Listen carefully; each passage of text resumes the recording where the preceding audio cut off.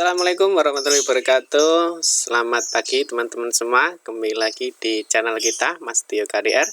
Nah, oke teman-teman, di kesempatan kali ini kita akan sedikit memberikan informasi ya, mungkin bagi teman-teman atau mungkin bagi Bapak Ibu yang belum tahu sebenarnya berapa sih jumlah nominal atau besaran bagi siswa atau siswi itu penerima bantuan program Indonesia Pintar ya, atau kartunya GIP. Programnya adalah program PIP. Nah, ini nanti berlaku untuk jenjang Dikdasmen ya teman-teman. Jadi nanti untuk Dikdasmen itu ada SD, SMP, SMA, SMK, dan mungkin nanti ini juga ada jenjang SLB atau jenjang pendidikan khusus, itu sama ya. Jadi ini kita akan membahas seputar berapa sih jumlah nominal atau besarannya. Ya, mungkin bagi orang tua itu mungkin ada yang sudah tahu dan mungkin ada juga yang belum tahu ya. Nah, tapi sebelumnya bagi teman-teman yang baru bergabung di channel ini ya, jangan lupa klik tombol like dan subscribe. Silahkan bunyikan lonceng notifikasinya biar Anda selalu mendapatkan informasi-informasi terbaru dari kita ya.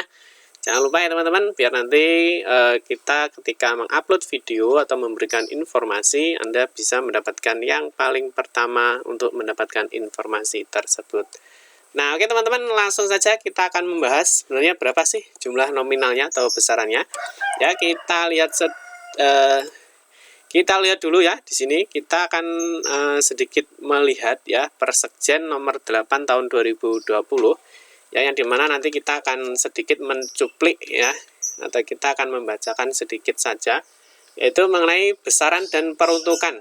Ya, ini besaran dan peruntukan bantuan PIP Dikdasmen. Nah, ini nanti ya kalau kita baca di poin 1 ya, bantuan PIP Dikdasmen itu diberikan kepada peserta didik penerima ya sebanyak 1 kali dalam 1 tahun anggaran ya, dengan rincian atau besaran sebagai berikut. Nah, nanti kita akan membahas, kita berikan sedikit informasi mengenai tahun anggaran dan tahun pelajaran ya teman-teman. Mungkin masih ada yang bingung apa itu tahun anggaran dan apa itu tahun pelajaran ya, karena itu berbeda di dunia keuangan dan juga di dunia pendidikan itu berbeda ya. Nanti dalam 1 tahun anggaran itu tetap ada di ganjil genap, cuma nanti mungkin akan ada berbeda bahasa ya. 1 tahun anggaran nanti ada di ganjil genap, kalau tahun pelajaran itu biasanya nanti ada di ganjil genap. Nanti kita akan lihat informasinya. Nah, jadi ini bantuan PIP itu diberikan 1 kali ya, jadi dalam 1 kali atau 1 tahun dalam tahun anggaran. Jadi misalkan nanti ini tahun anggaran 2020 ya, jadi nanti mulai Januari sampai dengan Desember, nanti berarti teman-teman atau peserta didik itu mendapatkan hanya 1 kali. Nah, nanti besarnya berapa? Nah, kita akan lihat besarannya di sini. Nah, ini ya. Besaran bantuan PIP Dikdasmen lain nanti untuk jenjang SD ya, SD, SMP, SMA dan SMK. Nah, di sini nanti ada jumlah dana pada tahun pelajaran. Ini ada semester genap ya, ini ada jumlah dana pada tahun pelajaran semester gasal. Ya, ini sudah dibagi 2. Nanti teman-teman harus paham, di sini ada semester genap, di sini ada semester gasal. Gasal atau biasanya disebut semester ganjil. Nah, di sini nanti yang gasal ini adalah semester 1, yang di sini ada semester 2. Ya. Jadi nanti teman-teman jangan bingung nanti kalau misalkan Anda itu berada di semester mana atau di tahun anggaran mana. Anda berada di semester genap atau berada di semester gasal. Ya.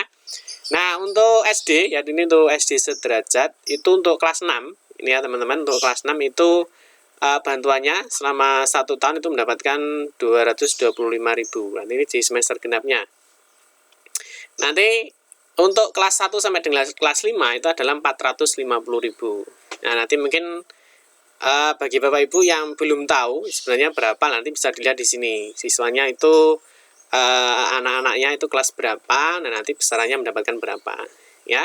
Ini semester genap, semester gasal ini sudah berbeda ya. Untuk kelas 1 itu hanya mendapatkan 225.000 untuk semester gasalnya, tapi untuk kelas 2 sampai dengan kelas 6 ini mendapatkan 450.000 ya. Nanti bisa dipahami. Nah, ini nanti berbeda, sehingga nanti kalau mendapatkan bantuan mungkin Bapak Ibu juga sudah tahu, oh ternyata ketika anak saya kelas, nah ini ya, mungkin kelas 2 atau kelas 3, nah itu di semesternya nanti bisa dilihat, oh ternyata mendapatnya sekian. Nah ini untuk tingkat SD. Nah sedangkan untuk tingkat SMP sederajat ya, ini untuk kelas 9. Kelas 9 itu ada kelas, kalau kita mudahnya kelas 3. Ya, kalau SMP itu kan kelas 7, 8, dan 9. Ini kelas 9 atau kelas 3 itu mendapatkan 375.000. Itu untuk kelas 9 atau kelas 3. Kelas 7 dan 8-nya untuk kelas 1 2 itu di semester genap ya. Semester genap itu berarti ada di bulan Januari sampai dengan Juni. Nanti kita bahas di slide terakhir. Nah, ini 750 untuk kelas 7 dan kelas 8. Nah, di semester gasalnya atau semester ganjil ini berada di bulan Juli ya, berada di bulan Juli sampai dengan Desember. Itu adalah semester ganjil atau semester awal. Tapi nanti berbeda dengan di tahun anggaran. Nanti yang digunakan ini adalah tahun pelajarannya ya. Nanti teman-teman yang dijadikan patokan adalah ini semesternya, semester genap atau semester ganjil ya di tahun pelajaran. Nah, untuk SMA itu untuk kelas 12 ya, SMA karena kalau SMA itu menggunakan kelas 10, 11, dan 12. Ya, jadi nanti kalau kelas 1 sampai kelas 6 itu adalah untuk SD. SMP sederajat itu biasanya kelas 7, 8, dan 9. SMA itu kelas 10, 11, dan 12. Ya, sebenarnya sama, hanya mungkin penyebutannya saja yang berbeda. Nah, untuk kelas 12 itu mendapatkan 500.000. Ya, untuk kelas 10 dan kelas 11 itu mendapatkan 1 juta. Ya, ini ada semester genap, ada semester gasal. Nanti bisa dicek. Mungkin Bapak Ibu juga bisa mendapatkan informasi, oh ternyata ketika anak saya kelas 11 misalkan ya, itu di semester genap. Semester genap itu berarti di Januari ya, sekitar Januari sampai dengan Juni itu mendapatkan berapa. Ya. Terus di SMK, ya ini SMK itu kalau kelas 12 dan 13 ya, untuk 12 dan 13. Yang kelas 13 ini adalah untuk program-program SMK dengan jurusan 4 tahun ya, dengan program-program jurusan 4 tahun itu mendapatkan 500.000 untuk semester genapnya. Untuk semester ganjilnya itu tetap yang kelas 11, 12, 13 mendapatkan 1 juta. Nah, sehingga nanti teman-teman akan memahami, oh ternyata ketika berada di semester ganjil atau genap itu nanti sudah tahu berapa sih sebenarnya dana bantuan yang kita terima. Nah, selanjutnya ini mungkin teman-teman bisa memahami sendiri ya, nanti di tabel ini nanti kita akan ini berbeda antara tahun anggaran dan tahun pelajaran ya. Kalau di tahun anggaran ya, ini tahun pelajaran kita ada genap dan ganjil. Tahun pelajaran ada ganjil dan genap. Nah, ini kalau di tahun anggaran itu dimulai dari Januari sampai dengan Desember, ini tahun anggaran. Nah, di semester ganjilnya ya, semester ganjil di tahun anggaran itu ada Januari sampai dengan Juni. Ya, semester genapnya itu ada di Juli sampai dengan Desember. Nah, terus kalau di tahun pelajaran ya dimulai dari bulan Juli ya, Juli sampai dengan Juni, awal siswa baru. Nah, ini teman-teman sudah paham ya kalau siswa baru itu masuknya di Juli ya, Juli dan Juni. Di Juli dan Juni ini adalah semester ganjil. Jadi nanti kalau kita tarik ke sini ya, kalau yang digunakan adalah semester ya, semester genap tahun pelajaran ya. Dana tahun pelajaran berarti nanti kita lihatnya di sini, tahun pelajaran. Tahun pelajaran siswa baru itu adalah di Juni dan di Juli ya, Juli sampai nanti Desember itu adalah semester ganjil ya. Jadi kalau tahun pelajaran itu siswa masuk di bulan Juli, itu nanti sampai Juni. Nanti Juli depan, tahun depannya sudah naik kelas ya. Terus semester ganjilnya di tahun pelajaran itu ada di Juli sampai Desember, ini semester ganjil.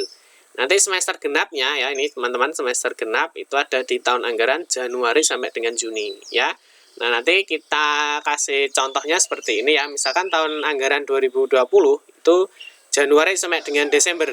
Nah, tahun pelajaran ya, ini tahun anggaran, ini tahun pelajaran 2020 sampai 2021 ini masuk di yang semester ganjilnya itu adalah di Juli sampai dengan Desember. Nah, semester genapnya adalah Januari sampai dengan Juni 2020. Ini adalah semester genap. Ya, jadi ada semester ganjil, ada semester genap. Nah, nanti besarannya berapa nanti teman-teman bisa melihatnya dari tabel ini, ya. Dan perlu diingat bahwa untuk proses pengajuan itu batasnya kemarin sudah kita sampaikan di video sebelumnya, ya. Jadi nanti teman-teman bisa melihat biasanya teman-teman itu cairnya itu di semester genap atau semester ganjil ya. Nanti biasanya juga ada keterlambatan ya. Mungkin SK-nya masuk di semester ini ya, semester ganjil. Jadi ini biasanya semester awal itu cuma diinputkan semua datanya, sehingga nanti masuk penetapan di Juli sampai Desember. Dan nanti bisa juga cairnya itu bisa juga mungkin di Januari ya, mungkin bisa naik, atau mungkin teman-teman ada juga yang mungkin cair di sekitar November ya, biasanya sekitar November.